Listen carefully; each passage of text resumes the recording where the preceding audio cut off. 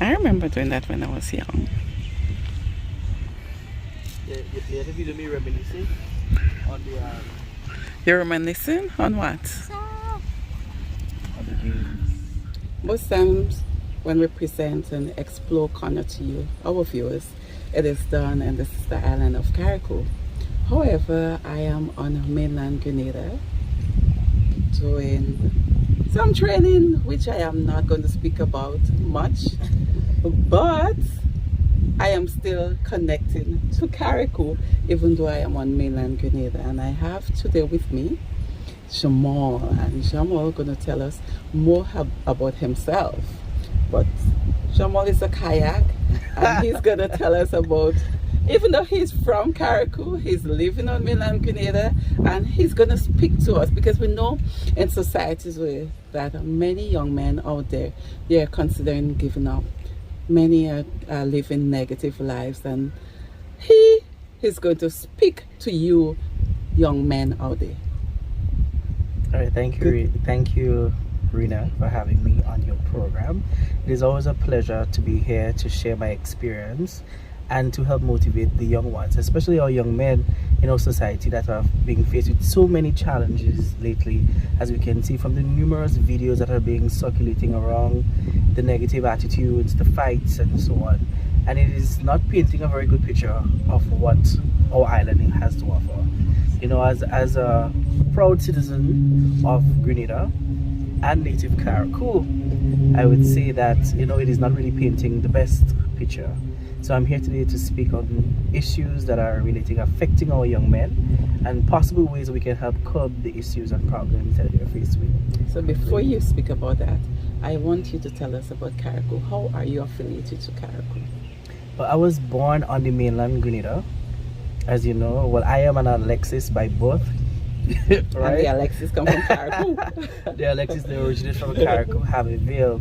So my grandfather, who's actually a bullion, right?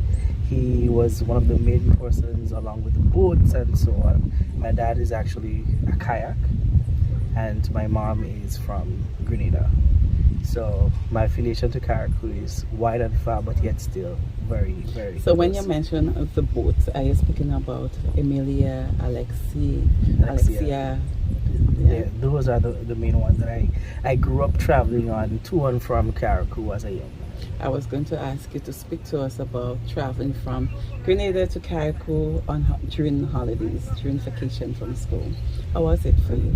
It was wonderful. It was not mainly only on vacation, because as a young man growing up, because I had so many family in Carriacou, it was more or less a bi-weekly thing, traveling from mainland Grenada to Carriacou. Most times you would have used the Osprey Express at that time, not the one that we have currently. So the Osprey Express, and traveling from Grenville, we used to use I think it was the Amelia, coming from Grenville, docking in Haverville. At that point in time, it was a wonderful experience as a young man. I mean, it was fun traveling on boats to and from Carriacou. I mean, the sea is in my blood. So it was always a wonderful experience traveling to and from mainland to Carriacou. What community or what village you grew up in Grenada? I grew up in a very small village in Grenville, St. Andrew, known as Salisbury Road. Family people call it Grambra, but it is two distinct areas. It is merely separated by probably what we call a crossroad or a junction. So I grew up in that small community there. Okay. And tell us about your boy days. What school you attended? Well, primary level, I attended the St. Andrew's Methodist, which was like approximately 2 minutes from where I lived. And from there, I went to the St. Andrew's Anglican Secondary, and transitioning in and between Presentation Brothers College. And after that, I came to the TMRSU Community College. So I had to travel daily from Grenville to St. George's. And that's a far distance. Yeah, roughly it's about 30 to 45 minutes drive, depending on which route that you take. If you take the Grand Channel route or you take the St. David's route. When I was going to school in the TMRC Community College, I preferred to take the St. David's route because the bus would typically drop you on the bus stand by the college. as opposed to when I was coming over the hills. I have to stop in the St. George's area and then probably walk from the terminal to school. It was just too much at that point in time. Who are some of your friends where you remember in school, in primary school? I want you to speak about primary school. So some of the friends you played with, some of the games that you played. All right. Well, I had many friends in primary school. I can recall people like Marcus George, Deshaun, Delicia Collymore, Katie Noel, and these are very close friends to me because we were quite competitive in school. At a very young age, we developed a healthy competitive relationship in terms of academics and so on. So we maintained our friendship. We connect still today. Some of the games I recall playing, well, by our school we had a quarry. Okay. All right. So you go in clean, but you come out dirty. So I recall playing on the lunchtime. We had cricket. Nice. We had football. We played marbles. We played hide and seek in the quarries. There was a little jungle in there, so you played hide and seek. There's all of the little fun games you can reminisce on. You played tops. Yes, we played tops, and we made the tops using the bottle covers. Cut them, and we put drove a nail through the head, and we used a string, a little piece of twine that we used to fly kites, and we put it on the tops, and so we created our own tops, and so on using those indigenous materials that we have laying around. Okay. When you spoke of traveling from rural community, Grenville, Salisbury, yes, Salisbury, right, to St. George's to attend school, it reminds me of the people of Pittimatnik traveling to Carriacou, and even the people of Carriacou coming down to Grenada, but not traveling daily, but living in Grenada. So tell me, speak to me about the challenges that you had traveling from country, as we will say, to town. Right. Well, anybody who knows the struggle in the morning, firstly, school begins at 8 o'clock, sometimes 20 to 8, which is like 7:40. So by the time 5 a.m. in the morning, you're already up and you try to hustle your way to get transportation to come down. Sometimes the buses, usually on that route, the buses have the regular people that they usually pick up. So sometimes you're standing there half an hour, 20 minutes waiting for that specific bus, especially if the bus is late, then you're going to be late for school.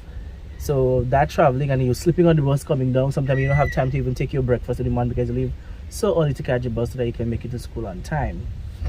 When you get to town, it's traffic because it's one of the busier routes on a daily basis, and you're just generally you feel a bit tired. But as you know, the transition from the primary into the secondary, because as I said prior to this, my primary school I was living 2 minutes from the school. So traveling from St. George's, Grenville to St. George's, it was a whole new change for me. So the body had to take a time to adapt. But even though it adapted after a period of time, it still was a bit challenging in terms of the time pressure, coming to school, coming on time, trying to have breakfast. And when you go back home in the evening, because it's always rush hour, sometimes if you have late classes and so on, it's a problem to get bus to go home because Grenville bus tend to cut off at a particular time. It's problems to get the bus. And when I get home and try to study, it's sleep time because it's traveling for long distances is just. So let me ask you, during that period, you ever thought about giving up at any point? A lot of times, especially with the heavy workload and the constant traveling, and of course peer pressure and all of these things. And I think that more than 80% of people who around that time growing up, they would find these challenges, feel like you want to give up. But thankfully, as I said back then, it took a whole community to raise a child. So I was grateful, and I was lucky enough to have that community support. You're able to talk to people in the community. They will keep motivating you. You say like, it's not long again, man. Just keep pushing. Go ahead. You go finish. One day, Coco thing. It's a little Creole dialect that we usually use. We know what it means. So we had that strong community support, and I can't forget my family. My mother, 100%, she has always been behind me, supporting me, my siblings, my dad, who has always been there. And just general everyone. Church, I was a very strong, I am still a very strong Catholic. So I had my youth group friends, other friends would have met on the bus traveling daily, kept me going. And as a young man, knowing the kind of circumstances that we grew up in, the community that we grew up in, it was an extrinsic motivation. Okay, this is what you're going through now, so let's try to use this and motivate yourself. A lot of times as young people growing up, we feel like, okay, these are the pressures of of life, and we just give up, whether it resort to suicide or drugs or alcohol use. Then I channeled my energy, my motivation into something positive. And I think that's a problem that a lot of our young people are struggling with now, being able to use an extrinsic motivating factor to keep them to push going, forward. Oftentimes I hear that phrase, and we hear that phrase, that it takes a community to raise a child. And I'm happy that you raised it, because there are many men out there, and women as well, they're struggling. And we see them, instead of we greet them with a smile and offer some positive words to them, we tend to look down at them, we tend to treat them with a scorn. But it's important to be there, not only for your children, but for other people's children as well. And I am very happy that you raised that point. And I think, like I said before, if we have that sort of community spirit as before, it can really, really help curb a lot of the social ills that we are faced with now. Because each one look out for another. As you said, a lot of selfishness is happening. Now, I don't know if it is because, or as we say, I want to say, children making children now, the lack of morals and values that was passed down from our grandparents to our parents and now passed down to us, we're not seeing those morals and values being passed down. No, and I have been an educator for a while. It's over 12 years. I have been educating both at the primary and the secondary level. And throughout my tenure teaching, I would have seen the difference in the children's disposition in terms of, parents not having respect for teachers. Now, when that happens, you realize that it translates into the child's behavior. Because if you call the parent to discipline a child before, you know that when you go home, if mommy have to come into school, when you go home, you're getting double than what you get, and sometimes you get licks in front of the class. Now, I'm not a big supporter of corporal punishment, but I'm saying that these are some of the things we grew up with, and we turned out pretty good. Of course. And even before that, the older people will tell you, when, let's say, they're out in the community and they cuss somebody or they pass somebody on the road straight, then that person will beat you. Yes. And they're still calling your mother and tell your mother, and your mother and your father beating you again. The whole community beats you. So, like I said, I'm not a supporter of corporal punishment, and maybe some of these tactics would not work on the modern day child. But I'm saying that if we have that foundation as a child, learn respect from early and understand the morals and values. These are things that are dying, especially not in Grenada right here. These are the traditions that are dying out. So if we have that strong, moral and value guidance, I believe it can help curb the issues that we are currently being faced with our young people, especially our young men. You say young men. I want you to look in the camera and to speak to young men out there who are considering giving up. So for the young men, and I'm not speaking predominantly to the main island Grenada, I'm also speaking to the men of Carriacou and Petit Martin, because after all, we are all a community. Whenever you feel like giving up, just remember, first and foremost, your Lord and Savior, because prayers and so on can move mountains. As cliche as it sounds, it really can move mountains. I can testify sometimes in my life where I felt like giving up, and just through praying and reflecting, self-introspection on a daily basis helped me get through. Now, this may not work for every person because every one of us is different, but remember that you are valuable, you are wanted, you are cared for, and you are loved. Remember, you are a citizen and you can make any difference in the world. Change starts and ends with you. So if you want to change in your life, if you want to see a change in country, a change for betterment, remember it starts with you as an individual. So So that would be my advice for all of the young people, the young men in particular. Go out there and be your best self. Don't try to allow people to steer you in the wrong direction or tell you that you cannot do this. We're living in a modern society. You can be whatever you want to be. And some of the greatest chefs are men, the greatest fashion designers are men. Don't try to allow society to suppress your talents, skills, ability. Just be you, be authentically yourself, and opportunities will open up for you. So that would be my advice for young men. Wonderful. I could not have said it better. And to you young men out there, you heard it for yourself. And not just young men, as you said, young women as well. You heard it for yourself. There are times you may consider giving up, yes, but don't dwell there. Don't stay down. Always try to rise. Always try to be who you want to be. A lot of people will try to dictate your life, but don't let anyone do that. Always believe in God, trust in God, and look to positive people, look to your positive friends, and continue moving on from there. Jamal, tell us where you are in your life now. I can look back and I can smile because all of the challenges that I've faced growing up, all the problems, all of the times that I felt like giving up, I can say that currently I am at a place in my life where I am satisfied. I am not yet there where I want to be, but I know my tenacity for education and just improving myself will get me where I want to be. So currently I am a student of the St. George's University. I am a double major student in international business and tourism hospitality management. Next year, hopefully, I'll be moving into the University of New York, NYU, where I'll be pursuing a Master's of Travel and Tourism Management. Congratulations, and I wish you the best in your endeavors. And as your would say, do not give up. Never. Giving up has never been an option for me. As we said from our secondary school, semper navigans, which means always sailing. And when we sail through rough seas and the calm seas. So I always keep that in my mind. Semper navigans, always sailing. Lovely.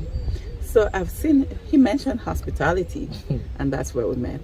We met at the place of my employment, and I was privy to see a project that Jamal did, a project on Carriacou. So I want you to speak to us as to what you did, what inspired you to choose Carriacou, and some of the things that stands out for you, some of the places of interest. Speak to us about Carriacou and Petit Martinique. All right, well, Carriacou, as I said before, Carriacou is part of me. It is part of my life. It's who I am.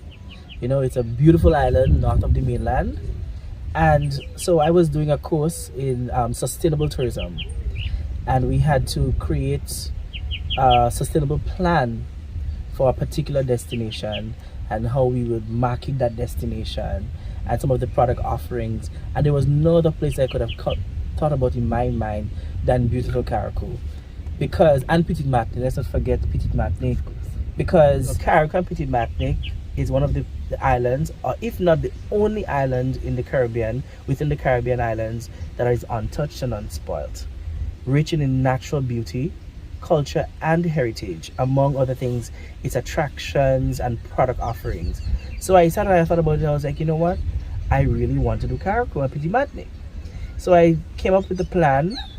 I conducted a SWOT of Carriacou in terms of its product offerings, its attractions, and so on, and looked at the possibilities of ways in which we can market Carriacou to become a premier destination, because really and truly it deserves that title.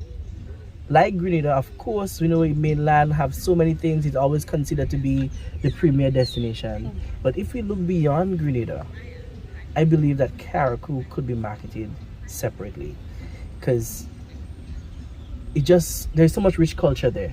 And given the fact that Grenada has been branded as a culinary destination of the Caribbean, which is a very big title for Grenada.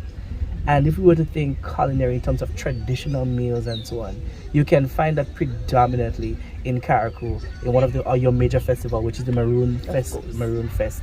And I know, Rina, we have been speaking, and I learned a lot about the parents' plate, which I found was really interesting. I also included it in my project as a recommendation, because all of these things that people come to Grenada to experience authentic things.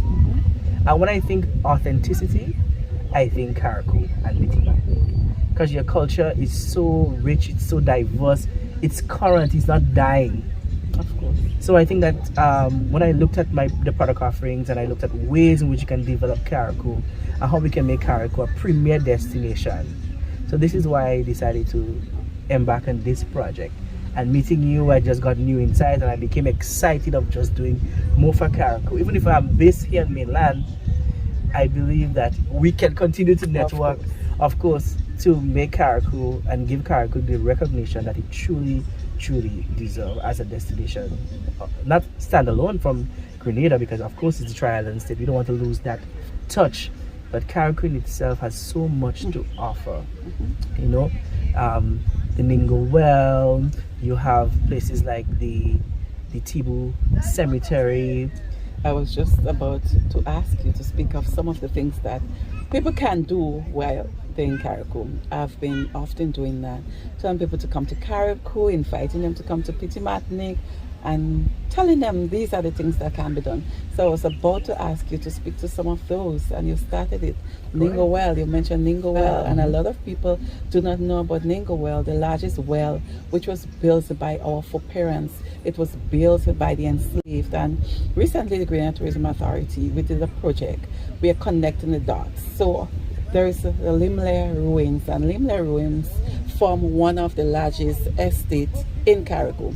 Now we know many villages. We know Limler as a village, but before it was an estate.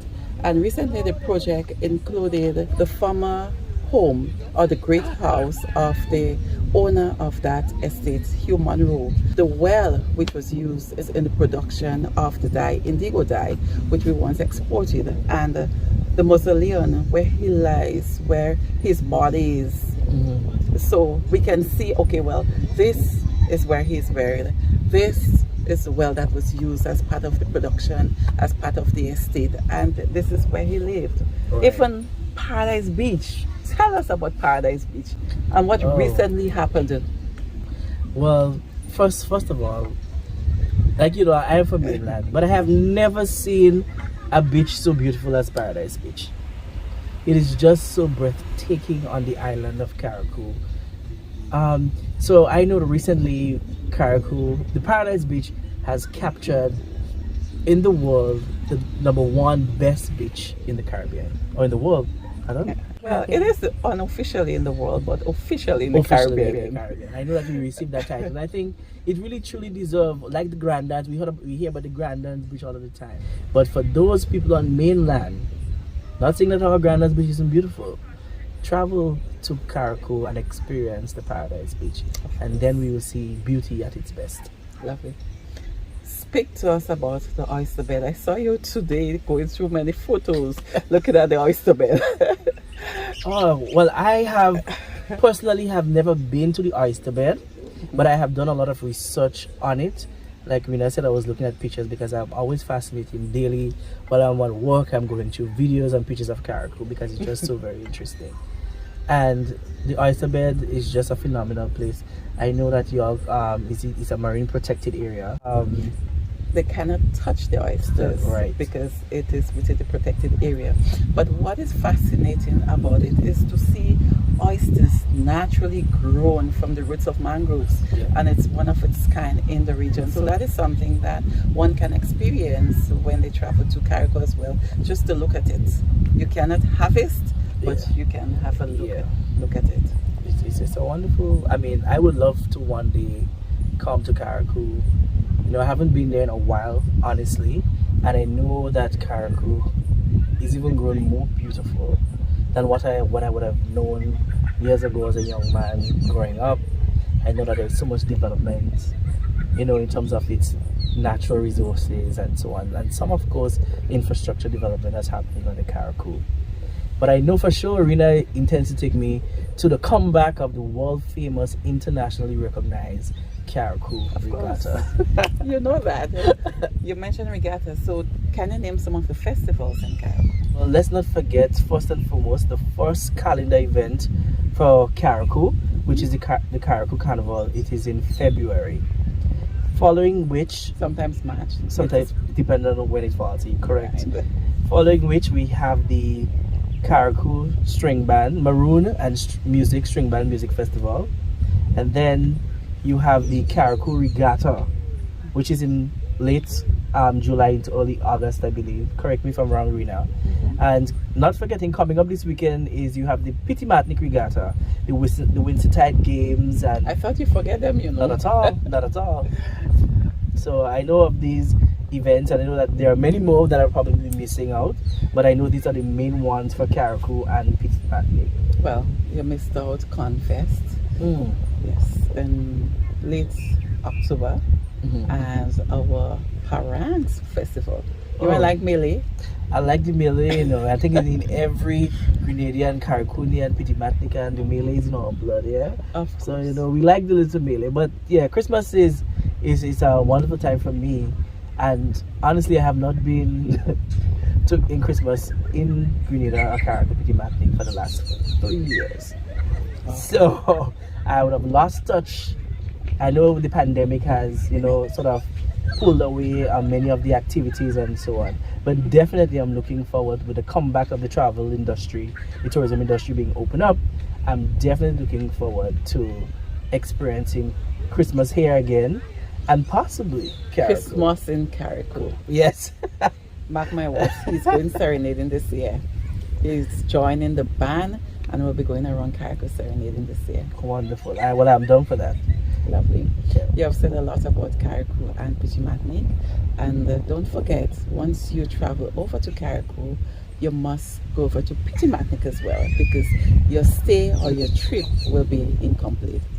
Jamal, you have said a lot. We want to thank you very much for appearing on our program. Any final words? Well, my final words would be for the potential visitors and our visitors that come to Ireland, even our people on mainland. So first, to our visitors that are coming for the Spice Mass Carnival, as Rena said something that your vacation is not complete unless you go to Petit Matnik. To our visitors that are coming, your vacation is not complete until you have visited the 3 islands, which includes Grenada, Carriacou, and Petit Matnik. Only then you can say that you had an authentic Grenadian, Carriacouian, Petit Matnican experience. So visit the Spice Island. Don't forget to come to Carical and Petit Matnik, and just have a wonderful time. To our travel writers or videographers or vloggers, take a trip to Carriacou to see the unspoiled, untouched beauty. Thank you. Thank you.